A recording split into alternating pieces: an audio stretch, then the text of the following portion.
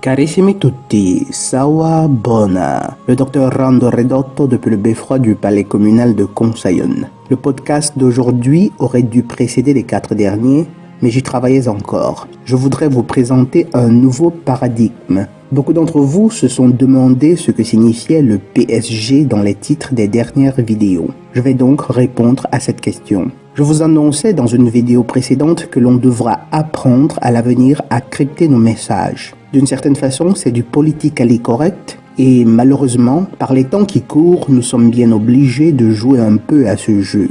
Toutefois, grâce à la puissance du langage, je crois qu'il est possible de conserver la même puissance expressive des mots qu'ils essayent de bannir en transférant la dite puissance à des mots nouveaux qui justement n'ont pas encore été répertoriés dans leur liste noire. Donc, la stratégie que je vous propose et qui serait très utile, serait de repenser progressivement nos habitudes de dénomination. Nous allons devoir créer des termes et des expressions nouvelles afin de parler de ces choses dont l'élite ne voudrait pas que nous parlions.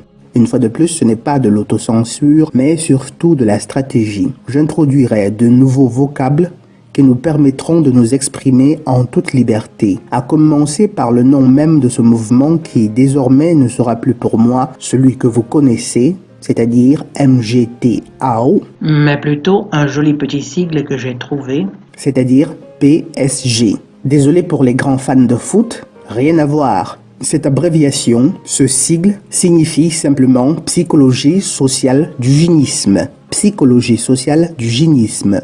Pour ceux qui ne le savent pas, le mot gynisme est dérivé de la racine grecque gyné qui signifie femme. C'est de cette racine que vous avez des mots comme misogynie, une chose que nous avons toujours condamnée, ou encore philogynie, l'amour des femmes. Ainsi donc, lorsque je parlerai de psychologie sociale du gynisme, ou désormais PSG, vous comprendrez bien que je ne parle pas de foot, mais de ce mouvement qui a pour vocation de sauver les hommes, et avec l'humanité entière, de l'ennemi que vous savez. Tel sera donc le nouveau paradigme qui toutefois reste fermement ancré dans le mouvement MGTAO. L'élite ne veut surtout pas que nous exposions les femmes. Elles ont toujours été, depuis le jardin d'Éden, l'agent clé dans les mains du prince de ce monde, alias Iblis. Ils ne veulent surtout pas que les hommes, ayant été avertis, se prémunissent.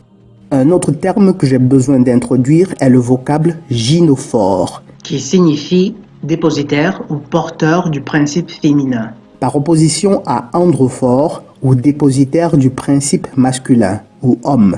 Comme vous savez, le mot homme, lorsqu'il est associé à des épithètes dégradants, péjoratifs, ça ne dérange absolument personne.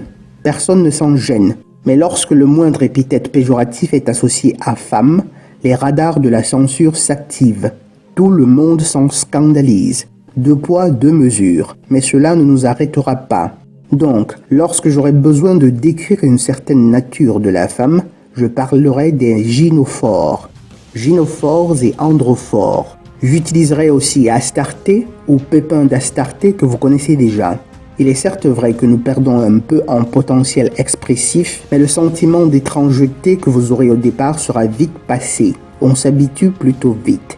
Rappelez-vous bien qu'il sera un jour nécessaire de pouvoir communiquer en utilisant un code que l'intelligence artificielle n'a pas encore dans ses banques de données. Il est certes vrai que cela semblerait inopportun d'en parler ici, puisque ça leur donnerait des clés d'interprétation, mais ça nous permet de gagner en temps et aussi d'attirer votre attention sur le langage figuré, qui parfois devra encore être plus figuré. Je sais que le langage sera un jour un élément clé par lequel nous serons à même de déjouer l'IA. Maintenant, concernant la diffusion du mouvement, je vous invite au moins à partager autant que faire se peut ces podcasts. J'imagine clairement que la plupart d'entre vous, comme beaucoup de personnes dans le monde, est en proie au marasme économique qui afflige le monde entier. Donc, je comprends parfaitement combien ça peut être compliqué de sponsoriser des vidéos ou de faire des dons libres. Mais le simple fait de partager ces podcasts serait une énorme contribution. C'est urgent, c'est capital, c'est fondamental. Tenez aussi toujours à l'esprit que la principale condition pour que le mal subsiste et prospère, c'est que les hommes de bonne volonté ne fassent rien.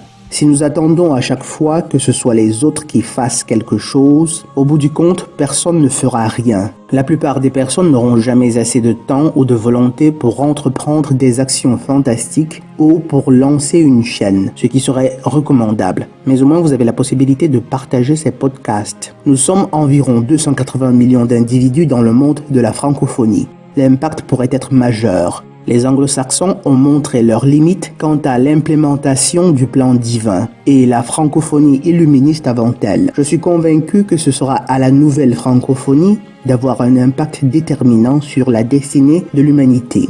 Mais c'est un thème pour un autre jour.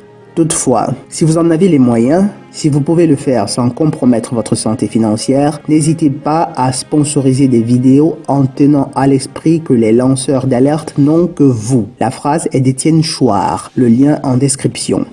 Maintenant, concernant les nouveaux sujets dont je traiterai, je parlerai pratiquement de tout. Bien entendu, en maintenant un axe thématique fixe qui est celui de la spiritualité et du PSG, afin d'éviter le risque de ne parler de rien à force de parler de tout. Ça ne saute peut-être pas aux yeux, mais mon principal axe de travail a toujours été la spiritualité. N'en déplaise à messieurs les athées, mais pacienza.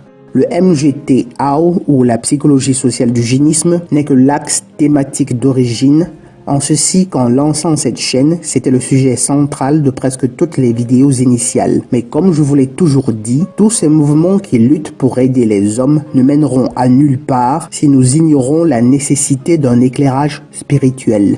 Tout ce que je proférerai sur cette chaîne part de principes fondamentaux tels que la justice, la vérité, l'équité et l'amour. J'assume toute la responsabilité des choses que je proclame, conscient du fait que j'en répondrai, non seulement dans ce monde, mais aussi dans l'autre. Je déclamerai lorsque j'en aurai envie des psaumes, des sourates ou toutes paroles tirées des saintes écritures. Pour les personnes allergiques aux thèmes spirituels, je me donnerai toujours la peine de préciser s'il s'agit de spiritualité ou non entre les deux losanges dans le titre du podcast. Ainsi, mes amis les athées pourront éviter même de lire le thème du jour, s'il sera précédé du vocable spiritualité.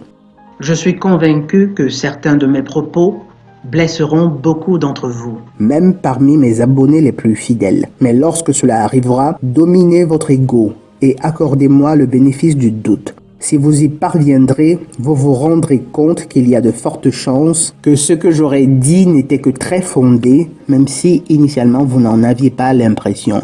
Je parlerai toujours de la façon la plus claire possible et avec toute la sincérité dont mon âme est capable de faire preuve. Je parlerai de l'immigration, je parlerai de motivation, des femmes, des Noirs, des Blancs, des Bleus, de la science, des Italiens, de l'Occident, du tiers-monde, des animaux, des étoiles, des soi-disant voyages dans l'espace. Tous ces thèmes qui sont si brûlants et que beaucoup tendent à négliger par peur de représailles, par peur de froisser quelques tiers ou simplement par manque de temps ou de bonne volonté. Mais toujours en maintenant le cap sur la spiritualité et le PSG, car une fois de plus, il faut éviter de ne parler de rien à force de parler de tout. Je produirai parfois des vidéos en d'autres langues, notamment en anglais, question de vous encourager à repasser votre anglais. C'est toujours utile. En plus, l'un des avantages qu'il y a à connaître plus d'une langue, c'est que cela confère de la flexibilité mentale. Cela booste votre capacité à manipuler les concepts. Pour moi, le but n'est pas seulement d'instruire les autres, mais c'est aussi l'occasion de m'instruire et de m'améliorer en tant que personne. La beauté du métier d'enseignant. Vous offrez des perles dont vous ne vous séparez pas vraiment. Au contraire, plus vous distribuez des perles de sagesse que vous possédez, et plus celles qui vous restent gagnent en splendeur. S'il y a parmi vous des enseignants, je vous tire un coup de chapeau. Les acteurs d'Hollywood gagnent peut-être pour un seul film l'équivalent de votre salaire sur 100 ans, mais réjouissez-vous car si vous êtes de ceux qui instruisent et éduquent, vous avez plus de valeur que 100 de ces acteurs réunis. J'aime cet univers et j'adore celui qui l'a créé. Peut-être ne réussirai-je jamais à convaincre certains d'entre vous à en faire autant, et là je me réfère à mes amis les athées, mais je vous assure que vous devriez essayer. De toute façon, vous n'avez rien à perdre, bien au contraire. Je rappelle au passage que je recyclerai aussi certains podcasts faits par le passé en essayant de les améliorer, en y apportant de nouveaux éléments et en y substituant les termes polémiques par d'autres mots un tantinet moins virulents. Vous pourrez les réécouter comme simple révision, car comme le disent si bien mes cousins russes, la répétition est la mère de l'apprentissage. Je prendrai toujours la peine de signaler qu'il s'agit d'un podcast révisé, afin que vous ne soyez pas contrariés, déçus ou ce que vous êtes dans ces situations, croyant initialement être en train d'écouter une nouvelle vidéo. Bref, tel est le nouveau paradigme par lequel nous essayerons, autant que faire se peut, de réformer nos esprits, ceux de nos fils, et plus important encore, ceux de nos filles.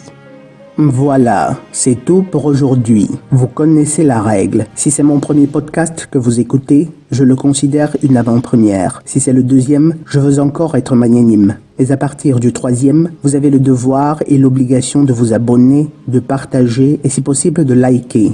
Et si le cœur vous en dit, un petit café pour la perpétuité de la chaîne serait tout autant le bienvenu. Mais par-dessus tout, recherchez votre créateur en bonne foi et avec diligence, et rappelez-vous toujours, soit nous souffrons pour nous perfectionner, soit nous souffrons de nos imperfections. Le docteur Rando Redotto depuis le beffroi du palais communal de Conseillon. Sawa Bona.